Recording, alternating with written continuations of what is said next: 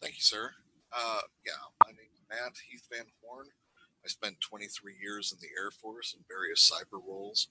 I kind of lived and worked with many different types of hackers. So, one of the things I did when I retired is that I thought carefully about hackers and I wanted to do some studying for that for my PhD. And this is just a little bit of review of how that works.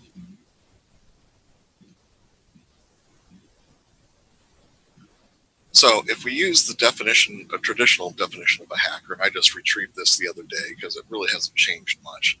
If we say a hacker is a person who illegally gains access and sometimes tampers with information computer systems, that's pretty much a definition of a hacker. Whether or not they work as a team, state-sponsored group, or other means such as anonymous, who they might not even know the other team members, the definition still is pretty portable. The problem with this definition is that it relies on three factors. It relies on the fact that hackers are people. That relies on whether or not their activities are legal or illegal. And then also relies on the computer system. What this does is that generates numerous problems for our security life. It's because, first of all, we look at the person and we don't understand their actions. We know that all technology is flawed, but we got to figure out which ways is it flawed. And laws are largely ineffective.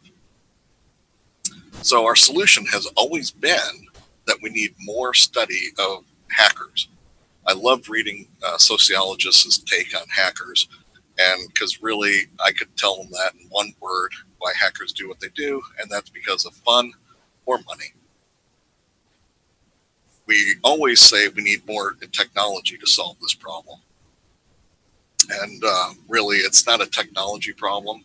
It is so much easier to hack a person than it is to hack the technology. But we always are more thirsty for more technology to solve our issues.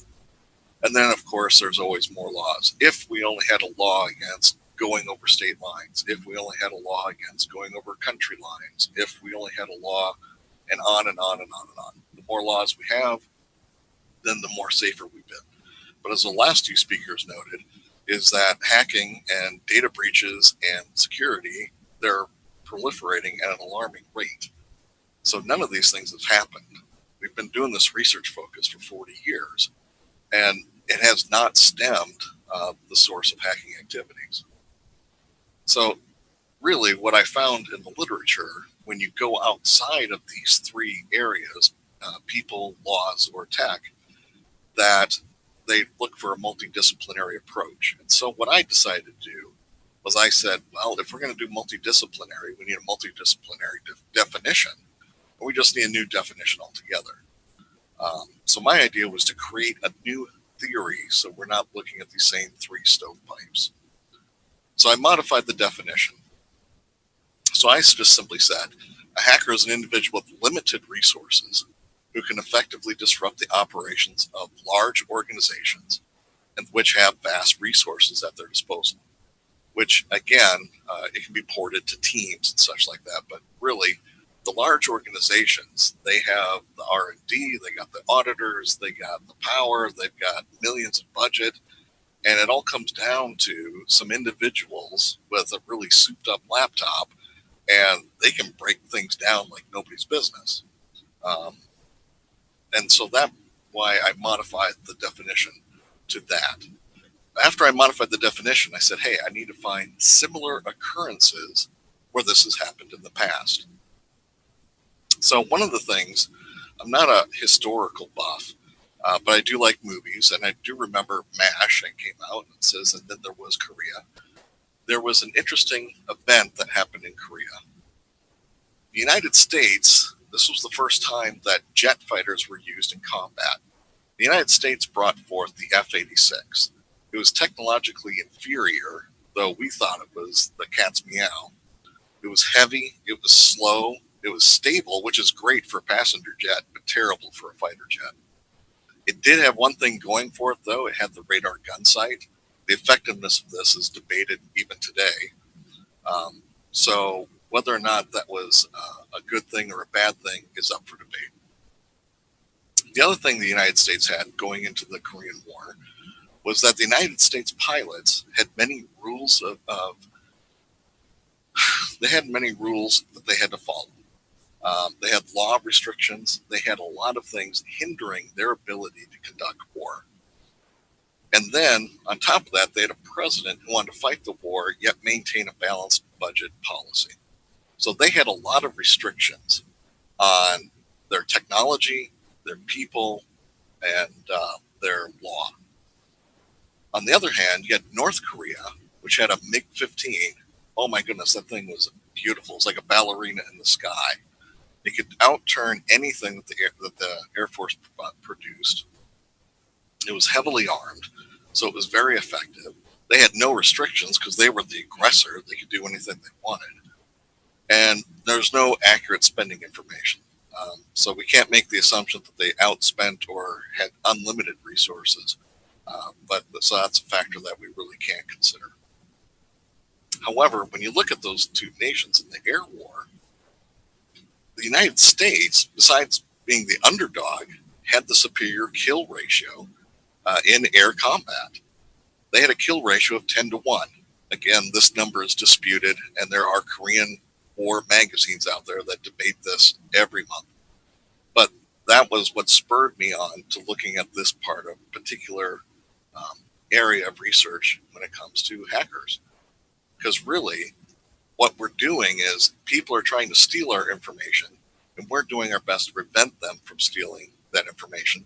So it's a giant dogfight in cyberspace against two parties, the attackers and the defenders. So then when I looked further back, I found that this isn't the first time this has happened in warfare. It certainly isn't the first time it's happened. So you got the Battle of Marathon where the kill ratio was 11 to 1. The Battle of Cannae, 19 to 1. Sterling Bridge, which they don't have a kill-loss ratio. However, that was the first time that the English longbow was defeated in battle by infantry. The longbow was the most dominant piece of technology and feared for 600 years until the rifle came out. There was no way the infantry should have won against heavy cavalry and the longbow. Then you got Shaka Zulu, where it was 1 to 1. However, again, spears versus rifles, that never should have happened. Never should have been such decisiveness. They should not have won. The Gulf War was 10 to 1. And then the Millennium Challenge, which most people in security know this battle, was 20 to 1. And the Marine General won with wooden boats versus a modern Navy. Yeah, there was other things involved. But he used old school World War II communications to effectively run his army. And within 24 hours, he sunk a third of the fleet. So that was quite the thing. And they all had the same thing in common. They were all hamstringed. They were all the underdogs because they had fewer resources, fewer technology than the adversaries they were going up against. So once I found a trend, I sought an explanation. And so there's this gentleman out there. His name is Colonel John Boyd. He was a fighter pilot. He saw a little bit of combat, but not much. But he was known as 42nd Boyd. And so the thing is his deal was he had a standing bet that if he was in the air against somebody else and he was in a defensive position, that in 40 seconds he could shoot them down, changing it from a defensive position to an offensive position. And he never lost the bet. He defined Air Force tactics, which slowly, Air Force dogfighting tactics, which slowly adopted by the rest of the world. So this is quite a smart guy. He was an engineer, and he helped design the F-15, the F-16, and the A-10. He was a military strategist. The reason the Gulf War resulted in so few casualties on the American side was basically because of his teachings. Everybody agreed that was his influence that won the first Gulf War. He'd never published a book. He never published an academic paper. What he did was he gave instructional seminars such as this one, except his were about 13 hours in length just for one topic. So using him as a research platform is difficult, but it can be done. One of the things that came out of this guy's mind was this thing called the OODA loop. And he'd kill me if I said the OODA loop because that's not how we refer to it. But this is how most people have come across this decision making before. The observe, orient, decide, act loop. He called it the OODA. He hated it when people said OODA. But I'm going to use it anyway because that's how most people are introduced to this. So the idea of the OODA loop is relatively simple. First, you observe the situation that you're in via the five senses. You've got to see where you're at before you can see where you want to go. Then you orient yourself. And this is the key to the OODA loop, and you'll see that in a minute. The orientation is the analysis and synthesis needed to form one's current mental perspective. So you need to have a pretty good idea of where you're at in order to predict where you are in the situation. Then you decide, you take a course of action based on your mental picture. And then you execute that action. And then the loop starts again. That's the simplicity of it, is that loop never stops. It occurs at different levels, at the strategic level, at the tactical level, and anywhere in between. You can use it in finance and business and advertising. People have used it for contract negotiations, on and on and on. And so it's quite the deal. But this is not Boyd's loop. This is the simplified elementary school version of a very complicated idea that he was trying to produce to get people to think.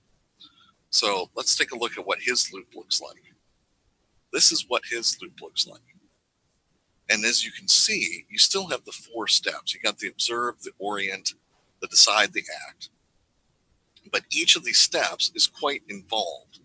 And look at the orient loop: combat traditions, synthesis and analysis, experience, new information, genetic heritage. He tied up a lot of science into making this decision system. And it's incredible. And you see feedback coming out of every one of them that could jumpstart you back to the observe stage at any point during the loop process. And this is something that is missed on the more simplified loop. You don't see the feedback process. So there's a lot of nuances that are involved with the loop. And so my idea was, I wonder if hackers themselves are using a version of the loop, something similar that could be compared, because we know the effectiveness of the OODA loop exists. There's been several studies on that. It's very effective in many different facets of life. So he made this loop out of an interdisciplinary model. And he used everything from literature to systems theory to thermodynamics, cognitive science, memes, social theory. He used tons of sources, all to polish this train of thought. So this model was already an interdisciplinary model. And that's what researchers and practitioners have been looking for on the study of hackers, as an interdisciplinary model. So that's what I went with. So for those of you who aren't familiar with the loop, there is a short exercise that we can conduct right here. And take a look at this. Think of yourself in a speedboat in Florida. And then think about yourself skiing in the Alps, or driving a tank in some cool Arizona desert. That'd be kind of slick. They have those rentals out there that you can do that. And then think about when you learned how to ride a bicycle. Now, if you take all these ideas, these four separate ideas, and put them together in one central thought, and think about what you might come up with. And a lot of people, this is a hard exercise for them to conduct. Hackers come up with it right away. It's a snowmobile. You take those four disjointed ideas and you come up with a snowmobile. You got the treads from a tank, the skis from the skis, the engine from the outboard motor, and the saddle from the bicycle. Now let's take a look at what hackers do with this same sort of information. So we have a cell phone tower here. Looks like we got a couple of microwaves, some UHF, some VHF. Then we have Jeep Cherokee. Some of you are familiar with this instance that happened in 2015. Then you got the freeway.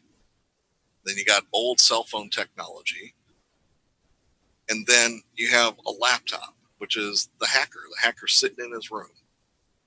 And so what does that produce? That produced a panic driver driving down the freeway. In case you haven't read about this, that the 2015 Jeep Cherokee hack is absolutely phenomenal. The hackers proved that through flaws in the cell phone network, flaws in the Jeep Cherokee's cybersecurity, that they could actually take control of the vehicle, blast music, squirt windshield wiper fluid, disengage the transmission, and in reverse, they had total control of the car, including acceleration and steering. So this is what the hackers did. They took all these disjointed items and they put it together into one comprehensive result, and their effectiveness was very good.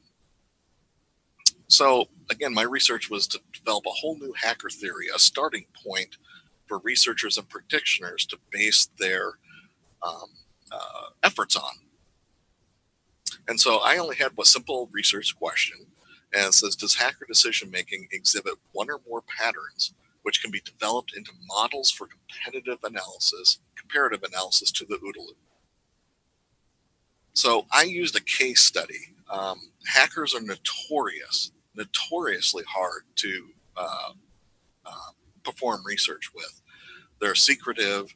They don't like outsiders in the first place. So I had to use a case study for those hackers that would be willing to allow themselves to be studied.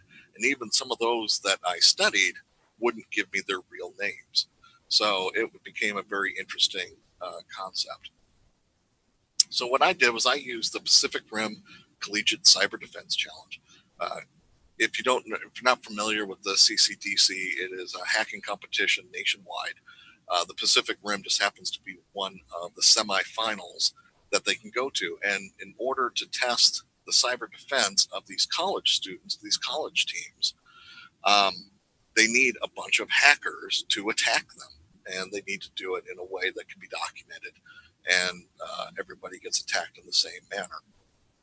So I went to this, and I got to watch 40 some hackers over 3 days. And that was very informative. I actually allowed some of them to allow me to record their screen activities. I got like 28 of them that would allow me to record their screen activities, so that way I could do continuous analysis on them. And that was very, very revealing. And then I only got 4 who would participate in an interview, which is kind of what I expected, because as soon as you start talking, hey, you want to go on the record with something, they kind of go, no. And I didn't want to get into the prison stuff because that's a whole different research avenue, and I'm not doing that. So I only asked those 4 hackers, how did you achieve success during the contest?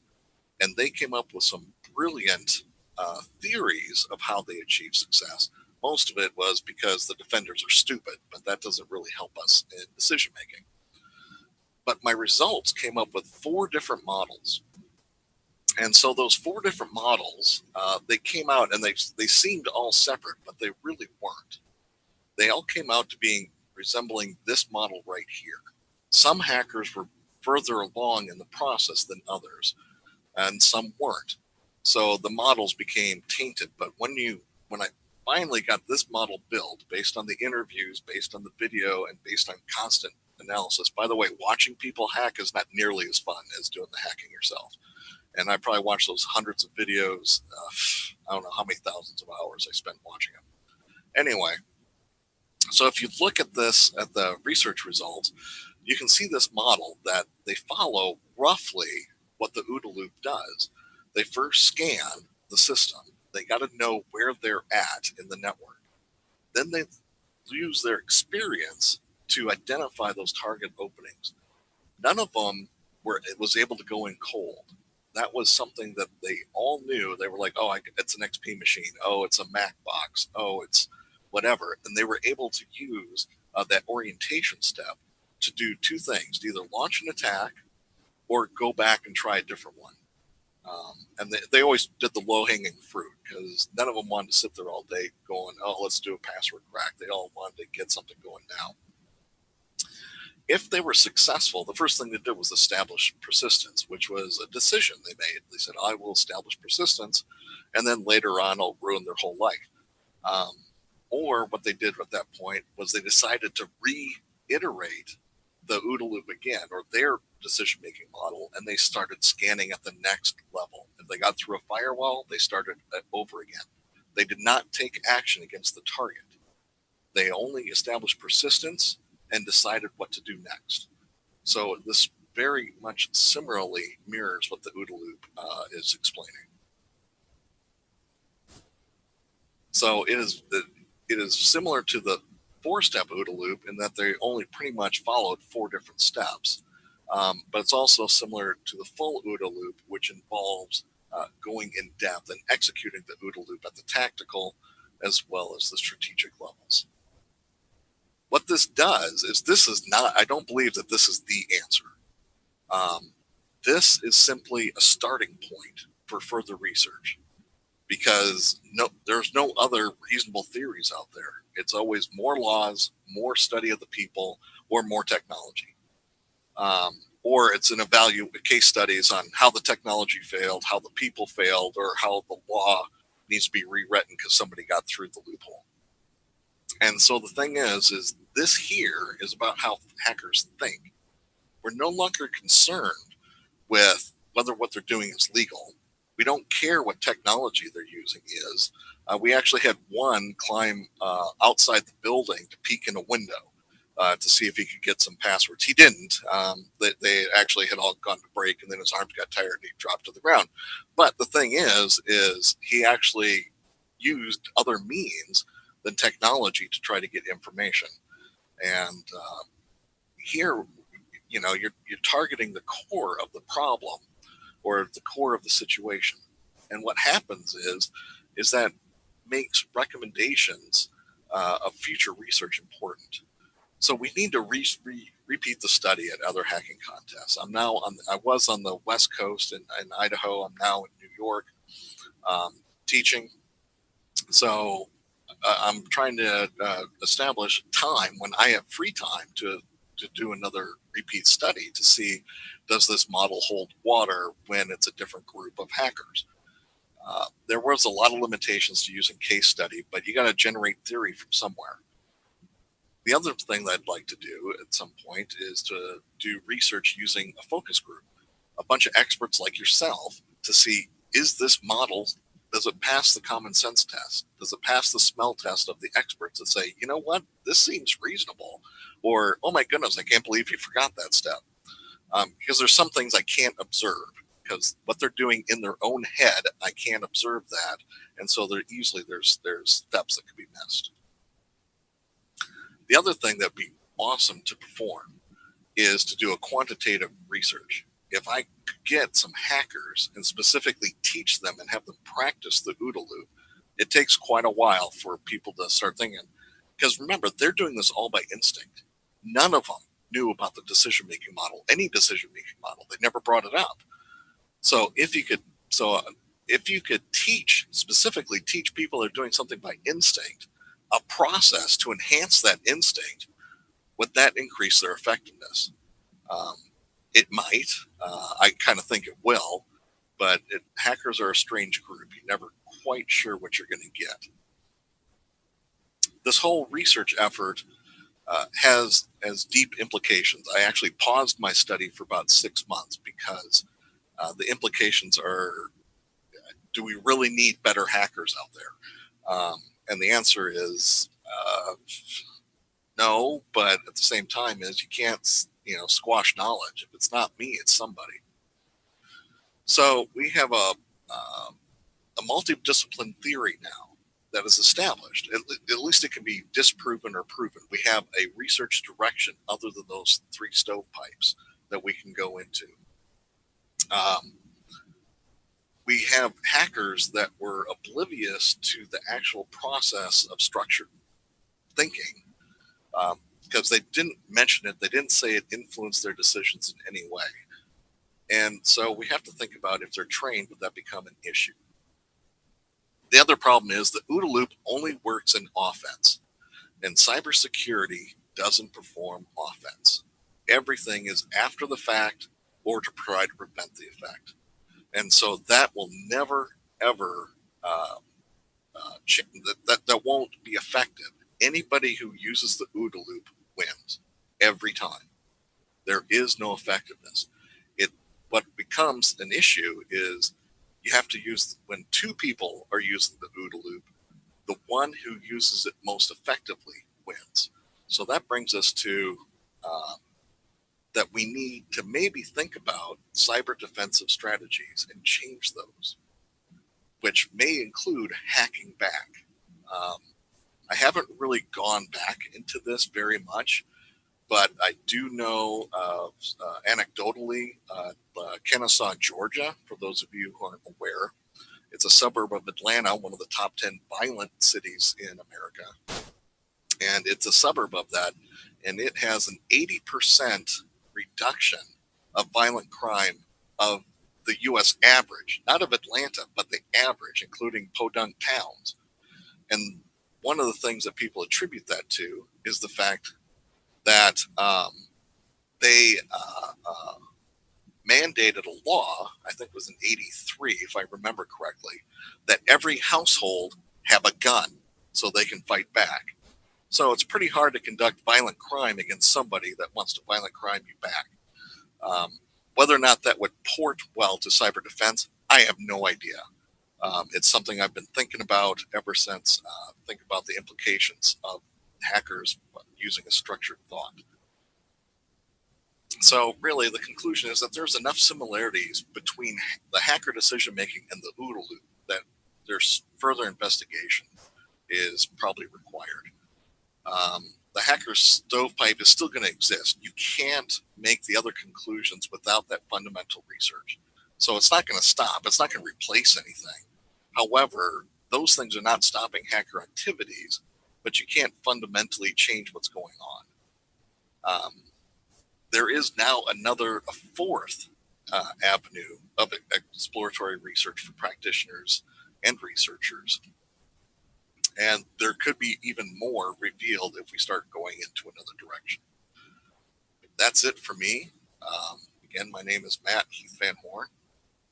I'm a cyber warrior, retired, and now I'm assistant professor at SUNY Delhi. If there's any questions, I'll be happy to answer.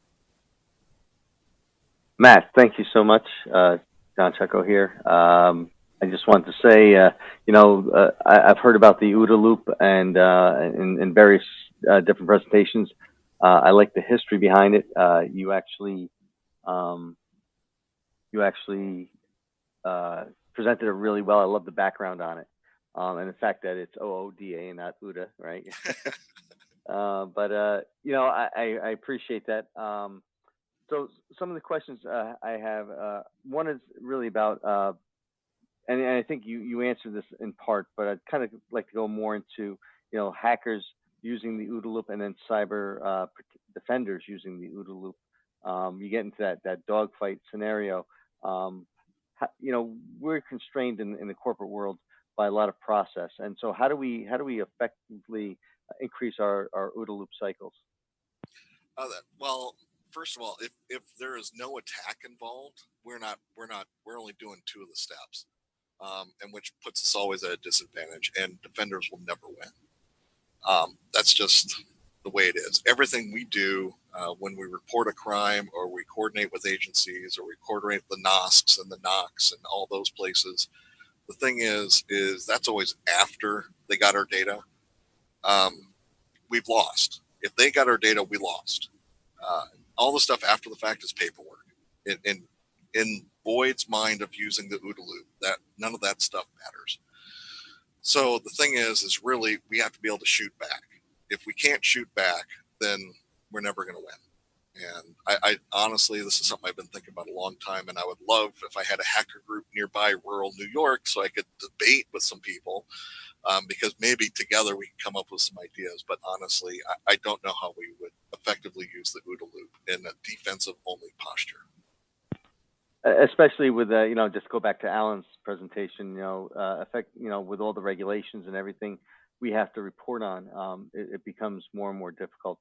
At some point, you think you'd have to have like a skunk works type of operation or something that's legally separate from the organization that you can, one of the ideas that I was playing with was what happens if we said the state of New Jersey, if you host your servers there, you can hack back if you're in New Jersey or any other state. Just pick one. Texas, they like guns.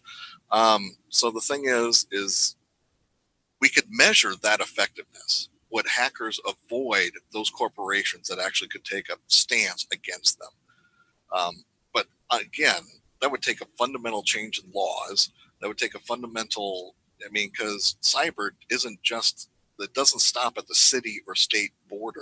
It doesn't stop at a country's border. The invasion of Georgia back in the late 90s, that was a huge issue because that was predicted by a cyber attack. And it was actually a declaration of war, according to NATO. They just didn't execute it. So that happens all the time. China attacks the U.S. all the time. So basically, thousands of times a day, they're declaring war in the U.S. and we do nothing. So I really don't know how we would effectively do that.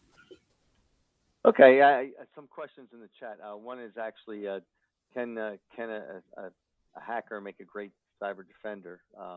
Absolutely. They just need the right motivation, right? You don't want to have another Snowden. Well, yeah, or a Mitnick, which is a big problem with. So yes, an attacker can make a great defender. When I teach cyber defending, I start them off with lockpicking for physical defense, and then we move on from there to some very basic hacks. Because the thing is, if you don't teach them how to attack, they certainly don't know how to defend. They don't know why you're blocking these ports. They don't know why that, hey, how come it's not a good idea to, use these kind of tools, unless you teach them how to do the attacks in the first place. And that's that experience, again, that helps with the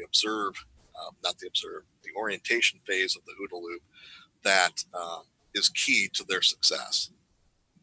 Okay, cool. Some other questions. I'm just going to combine some of the questions. So they talked about, there was a question about tabletop exercises and gaming, using gaming to try and teach defenders how to more effectively use the absolute game theory, which is getting into little social sciences. I'm a computer science guy by trade, so social sciences to me is hokum. But the thing is that game theory is an effective tool for studying activities. I have not found any research that has used game theory or, any sort of that. Hackers play a lot of games. And so I kind of know where the question's coming from because I'm a gamer. All hackers, I don't know anybody that doesn't play a game. Video games, board games, Dungeons and Dragons, something to keep their minds occupied. And yes, that could give us an insight of how they think. But just like any other game, or even when you get into a different car, the way you drive that car is different. You don't drive a Jeep the same way you drive a Trans Am or, a semi the same way you drive a motorcycle. The principles are the same, but you inherently change your behavior. So that one could be a tough one to directly research, but I think it's worth at least a study. So actually, that you spurred a question for myself, and this wasn't in the chat. But I'm a big I won't say mathematician, but I know a lot about game theory and itself. So outside of gaming, game theory is a prisoner's dilemma. You've heard of it, right? Yes, the prisoner's dilemma. So how is can we use the prisoner's dilemma to disrupt the OODA loop? I don't know. I've never tried that in practice before. I've only done it in the classroom or, sitting around and we're in a deployment line going, hey, let's do something. And, but that's an interesting, I wonder if we could set up an experiment using that. And AI is perfect for that because you can get these AI machines to pit each other, pit against each other. It is. They're getting better. The only structure we need is the scenario, right? Yeah, that's really all we would need. And AI is getting better. I mean, I was just doing, I don't know if you guys play this one, Battle of Wesnoth, and they just updated the AI, and boy, that thing's, it used to cheat, and now it doesn't cheat anymore. It's actually making good decisions, and I'm quite pleased with it. So now it's a hard, difficult game to play. All right, so let's see if Mark is ready, and no, he's not on yet. So let me just check the sidebar here. I see